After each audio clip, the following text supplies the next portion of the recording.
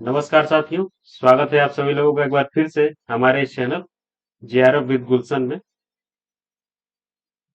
कल हम लोगों ने देखा था कि एजुकेशन क्या होता है, और थोड़ा बहुत हम लोगों ने देखा था कि टीचिंग एप्टीट्यूड के पहले क्लास में कि एजुकेशन के कौन कौन से फिलॉसफी होते हैं, कितने टाइप के एजुकेशन होते हैं, फॉर्मल एजुकेशन क्या होता है, इनफॉर्मल एजुकेशन क्या होता है और नॉन फॉर्मल एजुकेशन क्या होता है। तो उसी क्लास के सेकेंड वीडियो में, यानी कि दूसरी क्लास में, हम लोग आज देखेंगे कि टीचिंग एप्टीट्यूड जो हमारा यूनिट 1 है वो आज पूरी तरीके से शुरू हो जाएगा। तो अगर आपने उस वीडियो को नहीं देखा है तो इस प्लेलिस्ट को ओपन करिएगा और उस पहले वीडियो को देखने के बाद इस सेकेंड वीडियो को देखिएगा, तो सारी चीजें जो है आपको बहुत अच्छे से क्लियर होंगी। ओके, तो चलिए शुरू करते हैं आज की क्लास को। और आज की क्लास शुरू करने से पहले हम लोग आज के इस क्लास में पढ़ने वाले हैं टीचिंग एप्टीट्यूड। एप्टीट्यूड के बारे में पढ़ने वाले हैं। तो टीचिंग एप्टीट्यूड पढ़ने से पहले हमें अपने आप से क्वेश्चन करना है, आप लोगों को अपने आप से पूछना है कि आपके लेवल ऑफ अंडरस्टैंडिंग से, मतलब आपके सोच और समझ से टीचिंग क्या होता है। जैसे कि कोई ऐसा काम, कौन सा ऐसा काम हो सकता है जिसे आप टीचिंग का नाम जो दे सकते हैं। तो आप एक बार जरूर सोचिएगा और पूछिएगा कि शिक्षण, टीचिंग जो है वो क्या होता है। हालांकि इस वीडियो में आगे जैसे जैसे हम लोग बढ़ेंगे सारी चीजें जो है हमें क्लियर होती जाएंगी। ओके, तो चलिए आगे अब चलते हैं। टीचिंग का जो बेसिक, अगर मेरे हिसाब से अगर डिफिनीशन देखा जाए तो मान लिया कि कोई एक आदमी है ए, ठीक, और कोई दूसरा आदमी है बी। ए के पास जो है बहुत ज्यादा जो है वो नॉलेज है। नॉलेज किसी भी फील्ड में हो सकता है, वो पढ़ाई के फील्ड में होता है, कोई एक्सपीरियंस हो सकता है, कोई काम करने की जो है स्किल जो है वो हो सकता है। और दूसरा जो आदमी है उसके पास जो है उस फील्ड से रिलेटेड जो नॉलेज इसके पास है वो इसके पास कम है। तो कोई ऐसा वे हो, कोई ऐसा माध्यम हो जिसके द्वारा जो है ये बंदा जो ए है वो इस एम तक अपने नॉलेज को जो है वो पहुंचा सके, और धीरे धीरे इसका जो नॉलेज का जो लेवल है वो बढ़ते बढ़ते इसके लेवल ऑफ नॉलेज में कुछ परिवर्तन कर सके। तो ये जो प्रक्रिया हो रही है, इसके नॉलेज का जो ट्रांसफर हो रहा है, इसी को हम लोग टीचिंग कहते हैं। ओके, तो कुछ जैसे कि स्कॉलर जो है, जैसे कि एच सी मॉरिसन बोलते हैं कि teaching is an intimate contact between a more mature personality and a less mature one which is design to further the education of the latter. मतलब कि ये जो मॉरिसन है वो बोल रहे हैं कि जो टीचिंग होता है वो दो व्यक्तियों के बीच में परस्पर होने वाला कांटेक्ट का मतलब है संबंध है, संबंध या संपर्क है। और जिसके द्वारा जो है जो अधिक मेच्योर व्यक्ति है, मोर मेच्योर पर्सनालिटी जो है, और जो एक लेस मेच्योर पर्सनालिटी जो है, इसके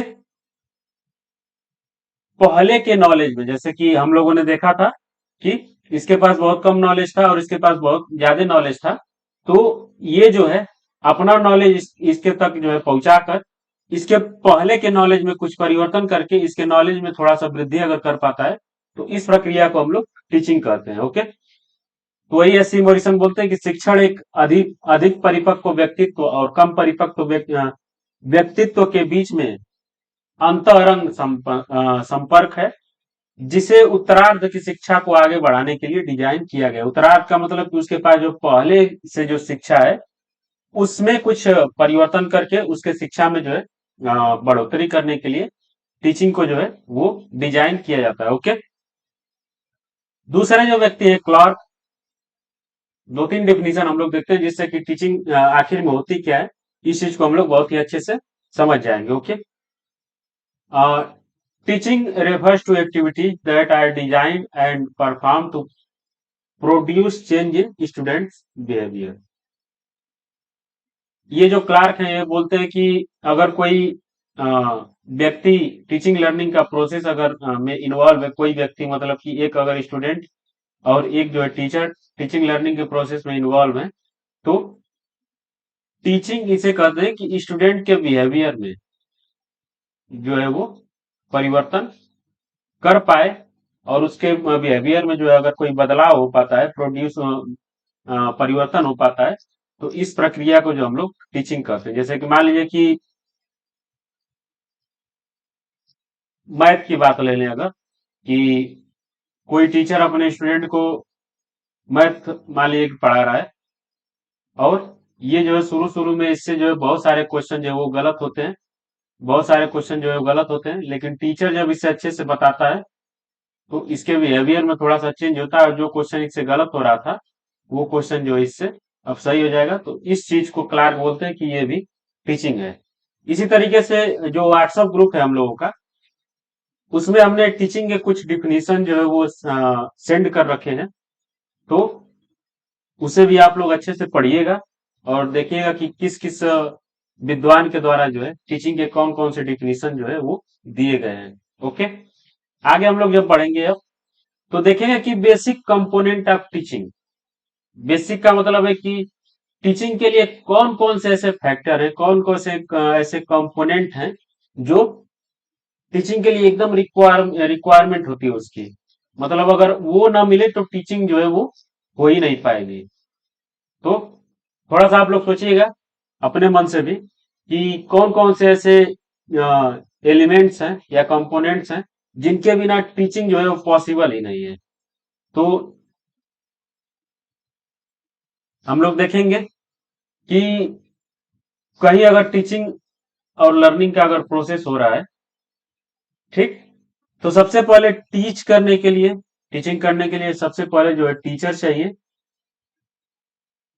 टीचर का होना जो है बहुत ज्यादा आवश्यक है और जिसे वो पढ़ा रहा है, जिसे वो सिखा रहा है, उस स्टूडेंट का होना बहुत ज्यादा आवश्यक है। स्टूडेंट का भी होना आवश्यक है।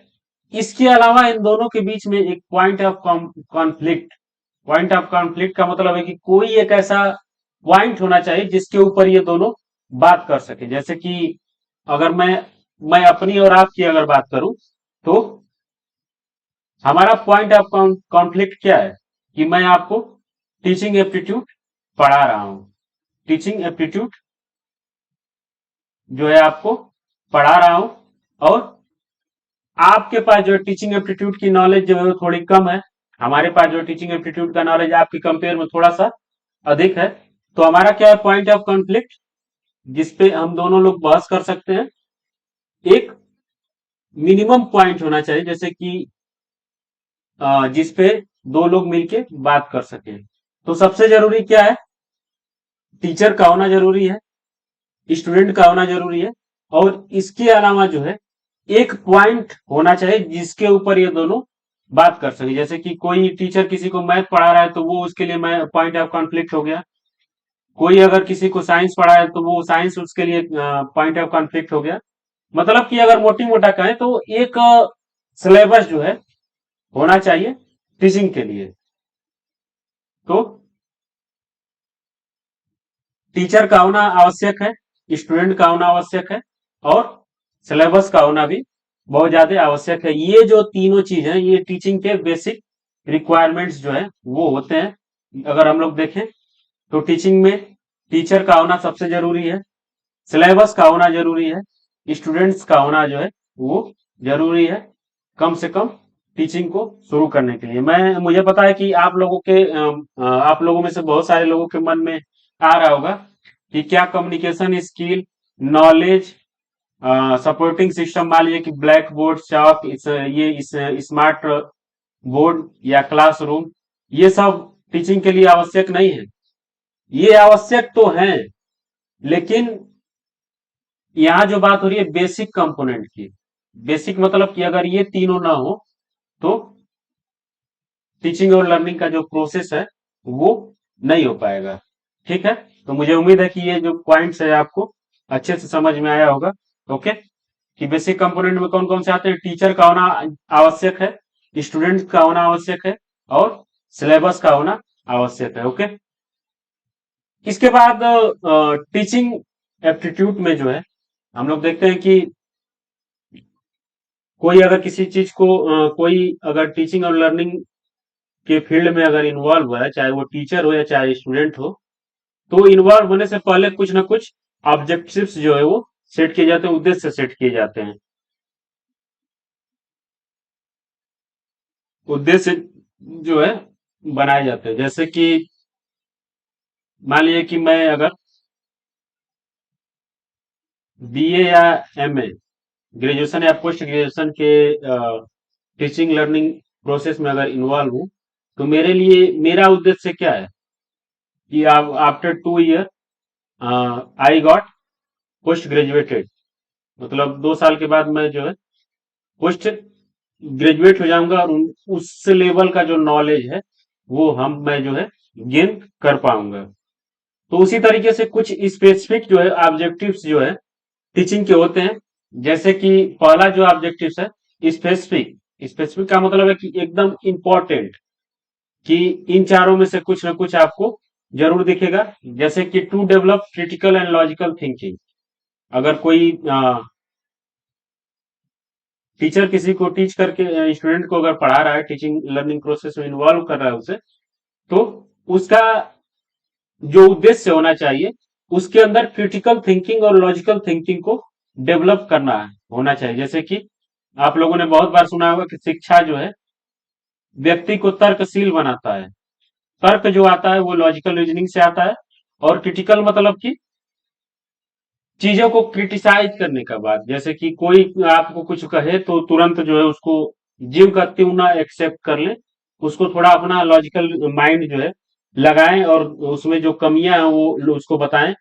तो ये जो है टीचिंग का एक इम्पॉर्टेंट उद्देश्य जो है वो होता है। दूसरा अगर बात करें कि to create interest in the study, अध्ययन में रुचि पैदा करने के लिए। जैसे कि अगर इसका मैं एग्जांपल आपको बताऊं कि मान लीजिए कि फर्स्ट पेपर आप लोग अपने से पढ़ रहे थे, और पूरा सिलेबस जो है आप लोगों ने पढ़ा, लेकिन आप लोग जब अपने से पढ़ रहे होंगे तो आपको लग रहा होगा कि यार ये कितना बोरिंग सब्जेक्ट है, कितना ज्यादा बोरिंग है, और इसमें मेरा मन जो है थोड़ा भी नहीं लग रहा है। तो यहाँ जो मैं जो है एज ए टीचर या एज ए गाइड अगर आता हूँ आपके सामने या आपके साथ, तो मेरा काम क्या है कि मैं जो है फर्स्ट पेपर को आपको इस तरीके से पढ़ाऊं कि आपका जो इंटरेस्ट जो है फर्स्ट पेपर पढ़ने में आसानी से हो जाए। ओके, तो जब मैं आपको पढ़ाऊंगा, जैसे कि मैं चीजें आपको समझा रहा हूं, तो आपको जब समझ में आएगा तो आपका इंटरेस्ट जो है, रुचि जो है वो फर्स्ट पेपर को पढ़ने में बढ़ने लगेगी, और टीचिंग एप्टीट्यूड के सारे जो है डाउट्स है जो है आपके क्लियर हो जाएंगे। क्वेश्चन जब आपके बनने लगेंगे तो आपको लगेगा कि हाँ, अब मैं जो है अच्छे से जो है अपने इंटरेस्ट के हिसाब से फर्स्ट पेपर को या टीचिंग एप्टीट्यूड को अच्छे से पढ़ सकता हूँ। ओके, तीसरा अगर बात करें कि टू डेवलप नॉलेज,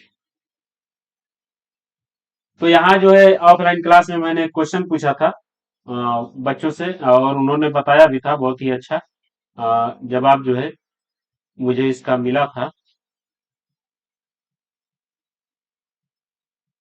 कि आपको एक बार सोचना है कि नॉलेज और अंडरस्टैंडिंग में क्या अंतर होता है। नॉलेज और अंडरस्टैंडिंग में क्या अंतर होता है? क्या जिसके पास नॉलेज होता है वो उसके पास अंडरस्टैंडिंग नहीं होती है, या जिसके पास अंडरस्टैंडिंग होती है उसके पास नॉलेज नहीं होती है, या दोनों किसी एक व्यक्ति के पास हो सकते हैं? ठीक है, तो इसका एक बार आप लोग सोचिएगा, और अगर इसका मतलब आपको समझ में आए तो कृपया जो है कमेंट बॉक्स में एक बार जरूर बताइए कि नॉलेज और अंडरस्टैंडिंग में क्या अंतर होता है।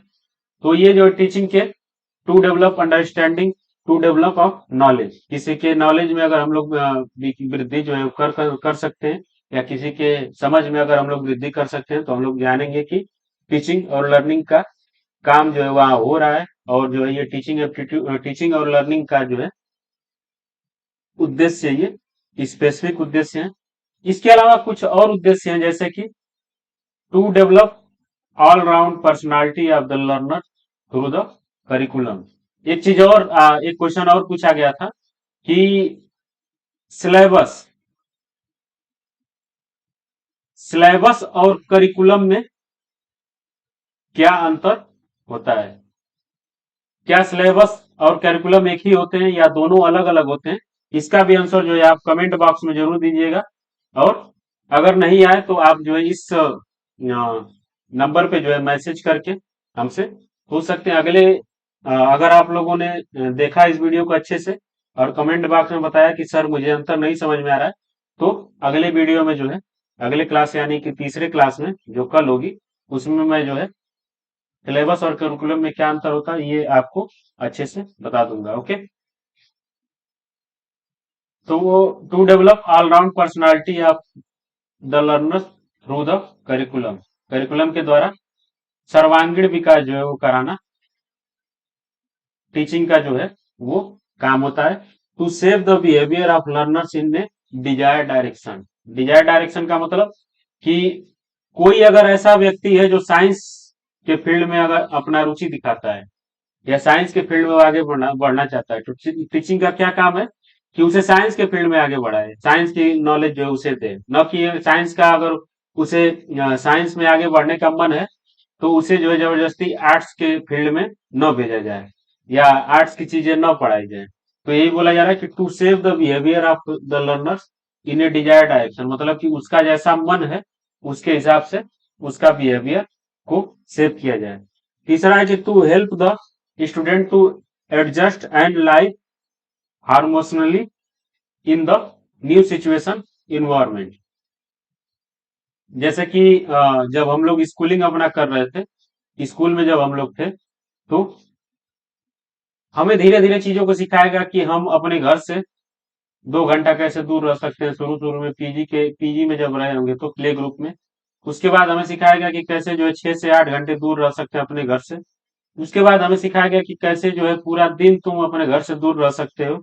और अब हम लोग क्या है कि अपने घर से बहुत दूर रह के पढ़ाई कर रहे हैं, यहाँ खाना बनाना भी सीख रहे हैं और कपड़ा धोना भी सीख रहे हैं, सीखे हुए हैं जो काम आ रहा है। तो वही जो टीचिंग का जो है एक और जो इम्पोर्टेंट होता है, to help the student to adjust and life harmoniously in the new situation environment. मतलब कि अगर हम किसी नए सिचुएशन में चले जाएं या नए इन्वायरमेंट में चले जाएं, तो ये कार्य जो है टीचिंग का है कि हमें जो है कैसे वहां एडजस्ट करना है और कैसे जो है अच्छे से उस सिचुएशन में रहना है। ये सारी चीजें जो है टीचिंग के द्वारा हमें हमारे अंदर जो है डाला जाता है, हमें वो सिखाया जाता है। तो ये भी जो है जनरल ऑब्जेक्टिव्स के अंदर जो है टीचिंग के आते हैं। चौथा अगर देखिए, to encourage the student to learn and think for themselves to solve the problem. इसका एग्जाम्पल तो मैं अगर आपको दूं, तो जैसे कि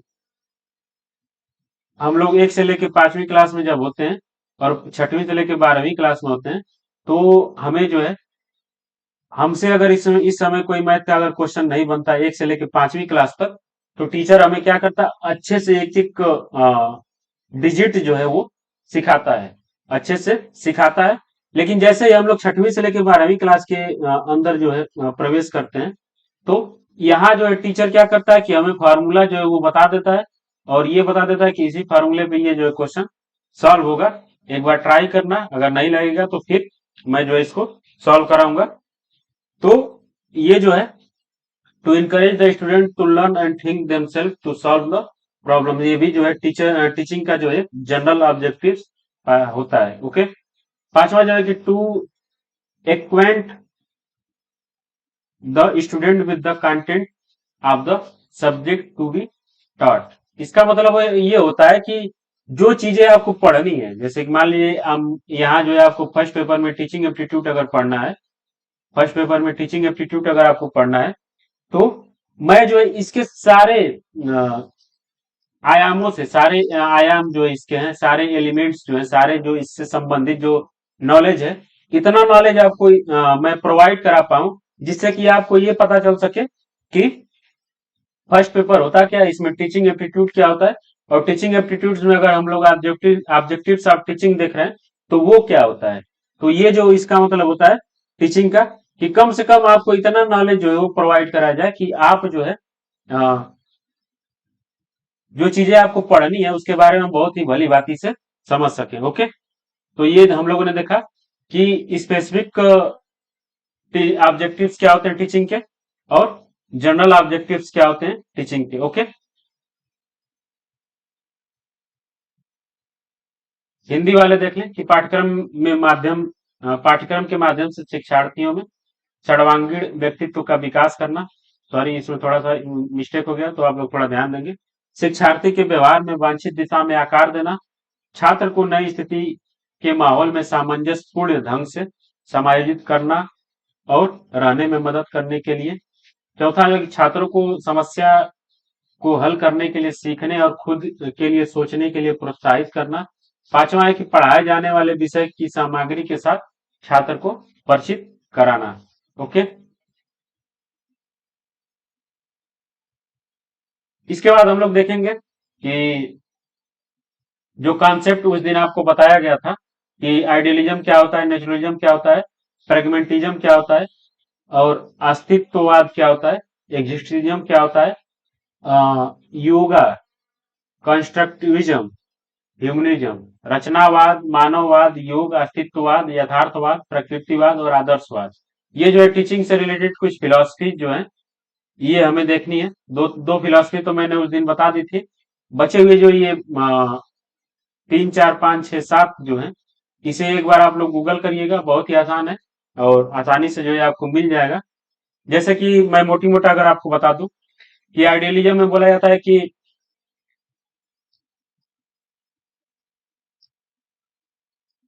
भगवान भगवान को सेंटर में जो है रख के सारी चीजों को बात किया जाता है। यहाँ एजुकेशन का मतलब होता है आध्यात्मिक ज्ञान, मतलब कि जो महावीर स्वामी और गौतम बुद्ध को प्राप्त हुआ था वो वाले नॉलेज की बात यहाँ की जाती है। और यहाँ मानना है कि एजुकेशन या नॉलेज वही है, एजुकेशन या नॉलेज या टीचिंग वही है जो व्यक्ति के रियलिटी वाले नॉलेज में इंप्रूवमेंट कर पाए। जैसे कि सत्यनिष्ठा, कर्तव्य परायणता, इस टाइप के कुछ भयंकर भयंकर शब्द आप लोगों ने सुने होंगे, तो वो जो है आइडियलिज्म के अंदर पाए जाते हैं। नेचुरलिज्म के अंदर माना जाता है कि जो भी ज्ञान है, नेचुरलिज्म के जो फिलोसफर हैं वो मानते हैं कि जो भी ज्ञान है वो मनुष्य के सेंसेस के द्वारा, आंख, कान, नाक, मुंह और त्वचा के द्वारा ही मिल सकता है। इसके अलावा कोई भी ज्ञान दुनिया में एग्जिस्ट नहीं करती है। वही अगर बात करें प्रेगमेंटिज्म की, इसका मतलब होता है यथार्थवाद या व्यवहारवाद। इसके जो स्कॉलर हैं वो मानते हैं कि अगर कोई व्यक्ति कुछ सीखना चाहता है उसको अगर उसकी जरूरत अगर लगती है तो ही उस चीज को सीखता है। जैसे कि नेचुरलिज्म वाले बोलते हैं कि आंख, कान, नाक, मुंह, त्वचा के द्वारा व्यक्ति को ज्ञान मिल सकता है। लेकिन वही जो यथार्थवाद वाले जो हैं वो बोलते हैं कि आंख, कान, नाक, मुंह तो है आदमी के पास, लेकिन उसका यूज वो तभी करता है जब उससे उसकी आवश्यकता पड़ती है। जैसे कि मैं आपसे अगर बोल रहा हूं तो मैं अपने मुंह से, ऐसा तो है नहीं कि मैं हमेशा बोलते रहूं, या मेरे पास कान है तो हमेशा फालतू का नॉलेज जो है वो लेता रहूं। आप हमसे क्यों मतलब बात कर रहे हैं या हमारा वीडियो आप क्यों देख रहे हैं? क्योंकि कहीं ना कहीं आपको ऐसा लग रहा है कि मुझे फर्स्ट पेपर में टीचिंग एप्टीट्यूड का जो है ये ज्ञान जो है मुझे चाहिए, तो मैं उस ज्ञान को जो है बोल रहा हूं तब आप उसे सुन रहे हैं। तो वही चीज यहाँ जो है यथार्थवाद या आदर्शवाद में, यथार्थवाद में और व्यवहारवाद, सारी इसका नाम जो यथार्थवाद और व्यवहारवाद है, में बोला जाता है कि मनुष्य सिर्फ व्यवहारिक ज्ञान, व्यवहारिक का मतलब जो चीज हमें जरूरत है उसी चीज को सीखते हैं। ओके। इसके बाद चौथा अगर हम लोग देखें, अस्तित्ववाद। तो इसके जो फिलोसफर है वो बोलते हैं कि मनुष्य सिर्फ तभी सीखता है जब उसके अस्तित्व पे खतरा मंडराने लगता है। जैसे कि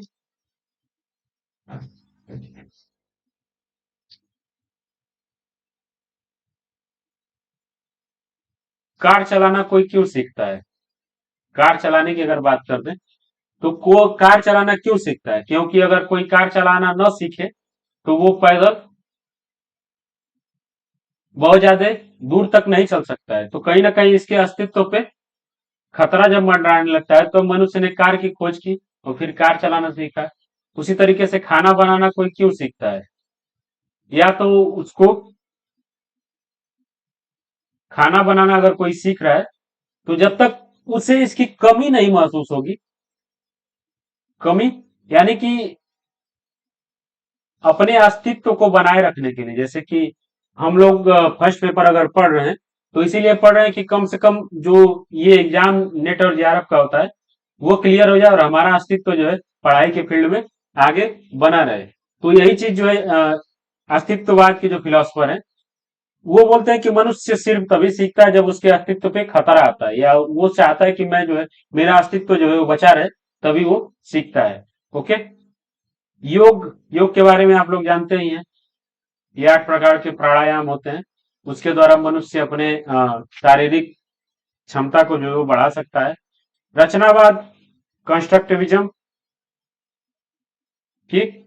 इसमें जो माना जाता है कि teaching by doing, teaching by doing, कि मनुष्य हमेशा चीजों को करके ही सीखता है। जब तक वो उस चीज को करेगा नहीं तब तक उसके बारे में नहीं सीख सकता है। तो ये कंस्ट्रक्टिविज्म हुआ। ह्यूमनिज्म मतलब मानवतावाद, कि मनुष्य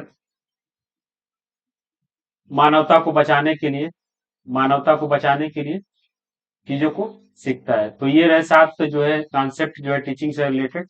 आपको एक काम जो है खुद से करना है कि आइडियलिज्म के स्कॉलर कौन कौन से हैं, नेचुरलिज्म के स्कॉलर कौन कौन से हैं, प्रेगमेंटिज्म के स्कॉलर्स जो है कौन कौन से हैं, एग्जिस्टिज्म के स्कॉलर जो है कौन कौन से हैं, योगा को मानने वाले कौन कौन से हैं। कम से कम इन सारे 7 जो कॉन्सेप्ट हैं इसको मानने वाले कौन कौन से स्कॉलर हैं, इन सारी चीजों को आप लोग अच्छे से एक बार लिख लीजिएगा। अगर इसमें से कोई चीज आपको नहीं समझ में आता है तो कमेंट में एक बार जरूर बताइएगा। कल की क्लास में जो इसे सॉल्व करने की कोशिश जो है वो किया जाएगा। ओके। फॉर्मल और नॉन फॉर्मल इनफॉर्मल एजुकेशन के बारे में जो है हम लोग बात कर चुके हैं।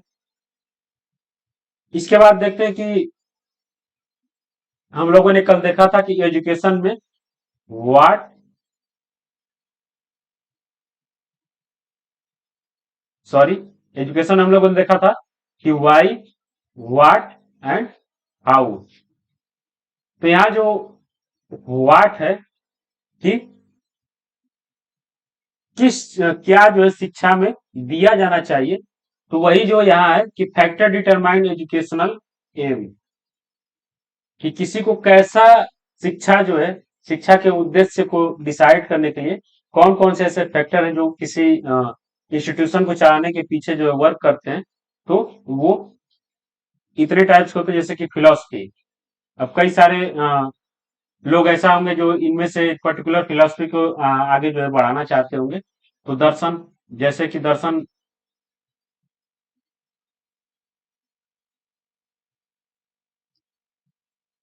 कि गीता कहाँ पढ़ाया जाना चाहिए, कुरान कहाँ पढ़ाया जाना चाहिए, बाइबिल जो है कहाँ पढ़ाया जाना चाहिए।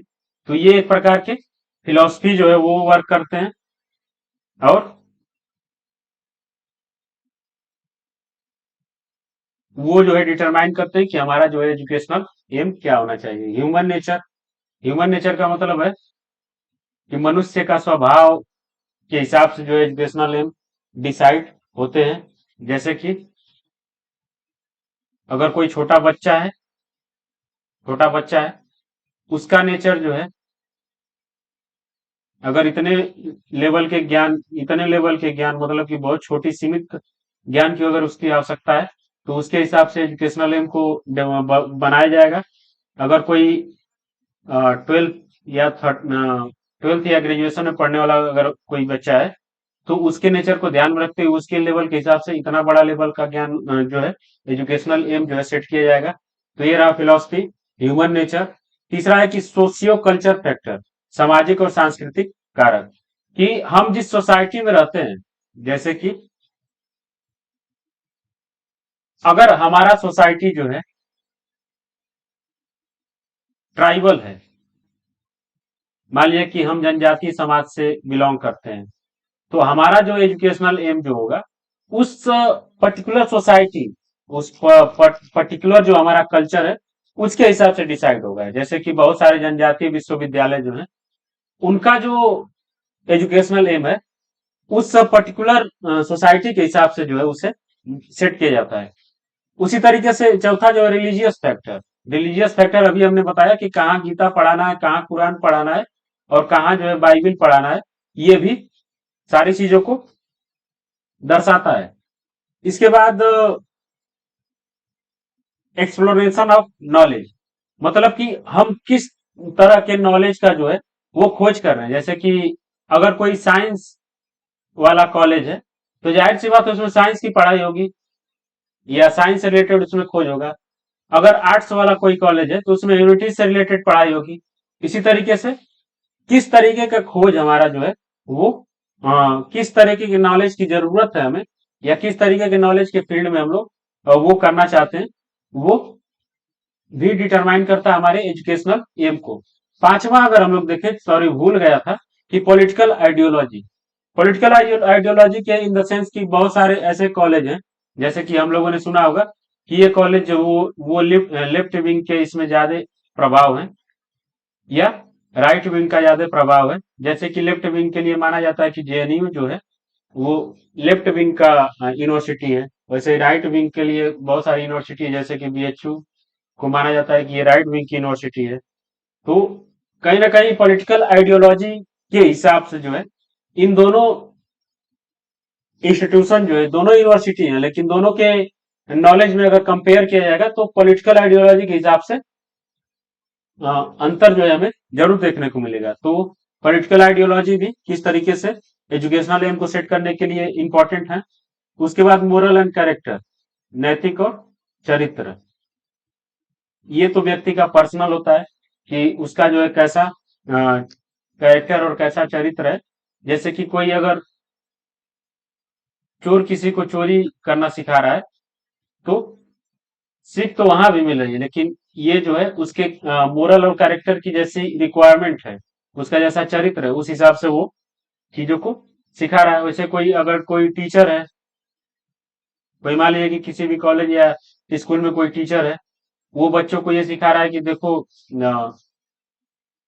धूम्रपान करना या शराब पीना मना है, शराब नहीं पीना चाहिए, इसके ये कॉन्स्टिट्यूशन जो इसके जो ये कमियां जो है इससे ये बीमारी होता है। तो वो उसका पर्सनल है, चाहे मोरल और उसका कैरेक्टरिस्टिक जैसा है, कैरेक्टर जैसा है, उसके हिसाब से वो चीजों को सेट कर रहा है। ओके, तो ये रहे factor determine educational aim, philosophy, human nature, socio culture factor, religious factor, political ideology, explanation of knowledge, moral and characters.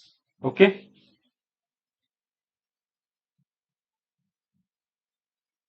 इसके अलावा जो आज की कॉलेज में, आज की क्लास में, ऑफलाइन क्लास में हम लोगों ने देखा था, वो थोड़ा सा हम लोग ध्यान देंगे कि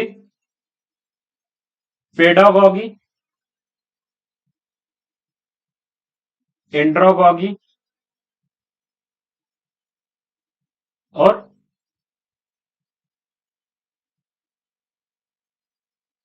ह्यूटोगॉगी, थोड़ा सा वर्ड मीनिंग पे आप लोग ध्यान दीजिएगा। पेडागॉगी, एंड्रोगॉगी और ह्यूटोगॉगी।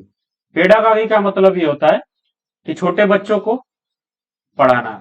एंड्रोगॉगी का मतलब ये होता है कि प्रौढ़ लोगों को पढ़ाना। प्रौढ़ का मतलब है कि जो 12 से लेकर 18 साल के बीच में होते हैं उनको हम लोग प्रौढ़ बोलते हैं। ओके, और ह्यूटोगॉगी का मतलब होता है वयस्क को पढ़ाना। ओके, तो इसका जल्दी जल्दी से मैं कंपेरिजन कर देता हूं कि इन तीनों में क्या क्या अंतर होता है। तो जैसा कि आप लोग अपने ऊपर लीजिएगा कि जब आप पेडागॉगी के फेज में थे और एंडागॉगी के फेज में थे और ह्यूटागॉगी के फेज में अभी हम लोग चल रहे हैं, तो क्या क्या परिवर्तन जो है हमें देखने को मिलता है। तो पेडागॉगी जो है उसमें सबसे पहली चीज जो है कि टीचर के रोल के बारे में देखा जाए कि सारी चीजें वहां जो है टीचर ही डिसाइड करता था कि हमें क्या पढ़ना है, कैसे जो है क्या रटना है, क्या याद करना है। ये सारी चीजें जो है टीचर डिसाइड करता था। यानी कि ये टीचर सेंटर, इस एजुकेशन के सेंटर में जो है टीचर होगा। ओके। और वही जो है एंड्रोगॉगी, जो सिक्स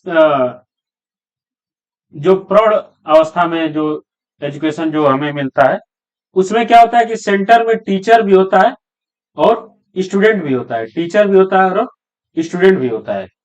और ह्यूटागागी जो होता है उसमें जो है सेंटर में स्टूडेंट होता है। ओके। जैसे कि यहाँ जो है टीचर की भूमिका अगर देखें तो वो एकदम पैसिव होती है, सॉरी, एकदम एक्टिव फेज में होता है, एक्टिव फेज में होता है। और यहाँ जो टीचर की भूमिका है वो इसके कंपेयर में थोड़ा सा जो है पैसिव होता है।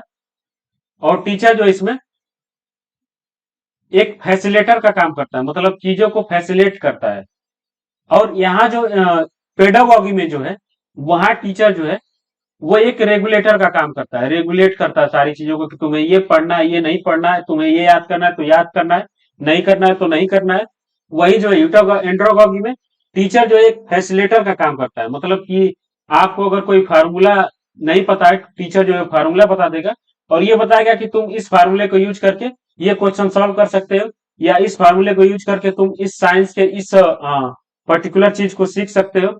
और वही ह्यूटागॉगी में देखें तो यहाँ टीचर का रोल जो है ये एकदम पैसिव हो जाता है। टीचर जो है इसमें से निकल के बाहर आ जाता है और उसका जो उतना ज्यादा जो है रोल नहीं देखने को मिलता है। वहीं अगर हम लोग बात करें फिर स्टूडेंट का, तो पेडागॉगी में जाहिर सी बात है कि टीचर एकदम एक्टिव रोल में है, तो स्टूडेंट जो है एकदम पैसिव रोल में होगा। वो चीजों को बस सुनेगा उसके और याद करने की कोशिश करेगा। वही अगर यहाँ बात करें कि यहाँ जो है टीचर और स्टूडेंट दोनों जो है एक तरीके से पैसिव रोल में होते हैं एज कंपेयर टू स्टूडेंट थोड़ा एक्टिव होता है, टीचर जो है वो पैसिव होता है। ठीक, इसके कंपेयर में। और यहाँ अगर हम लोग बात करें तो यहाँ ह्यूटागॉगी में स्टूडेंट जो है वो बिल्कुल एक्टिव हो जाता है और टीचर जो है बिल्कुल पैसिव हो जाता है। ओके। पैसिव का मतलब है कि टीचर का जो नियंत्रण है स्टूडेंट पे वो बिल्कुल खत्म हो जाता है। जैसे कि हम लोग देखेंगे कि पीएचडी वाला जो पीएचडी और एमए तक का जो एमए के बाद का जो एजुकेशन होता है उसमें ये चीजें देखने को मिलती है। ओके। सॉरी, पेडागॉगी, एंड्रोगॉगी और ह्यूटागॉगी। ओके। हम लोगों ने देखा कि टीचर का रोल इसमें एकदम पैसिव होता है, यहाँ जो टीचर का रोल थोड़ा लेस पैसिव होता है, और यहाँ जो टीचर का रोल जो है वो बिल्कुल नहीं होता है। ओके। स्टूडेंट का रोल हम लोगों ने देखा था कि यहाँ जो है उसका रोल बिल्कुल पैसिव होता है। टीचर का रोल इसमें जो है एकदम एक्टिव होता है, यहाँ जो है पैसिव होता है, और इसमें जो है वो बिल्कुल पैसिव हो जाता है। उसी तरीके से स्टूडेंट का रोल अगर पेडागॉगी में देखें तो वहां जो है बहुत ज्यादा पैसिव होता है इसका रोल, और इसके कंपेयर में इस ये जो है थोड़ा सा एक्टिव होता है। और टीचर का रोल जो है इसमें थोड़ा सा पैसिव होता है एंड्रोगॉगी में। और ह्यूटागॉगी की अगर बात करें तो इसमें जो है स्टूडेंट का रोल जो है एकदम एक्टिव हो जाता है। ओके। अब बात करें, ये जो है टीचर सेंटर होता है, इसमें सेंटर में टीचर होता है और इसमें जो है सेंटर में स्टूडेंट और टीचर दोनों होते हैं। टीचर जो है एक फैसिलेटर का काम करता है, चीजों को फैसिलिट करता है। फैसिलिट का मतलब है कि वो उसको बता देगा कि तुमको ये फार्मूला यूज करके ये क्वेश्चन सॉल्व करना है, तो वो आसानी से वो सॉल्व कर लेगा। और यहाँ जो है टीचर का रोल जो है बिल्कुल नहीं होता है। टीचर जो है बस एक तरीके से विजिटर का काम करता है, चीजों को बस देखेगा। और जब चीजें समझ से बाहर हो जाती है तब टीचर जो है वो इंटरफेयर करता है। उसके बाद अगर देखें तो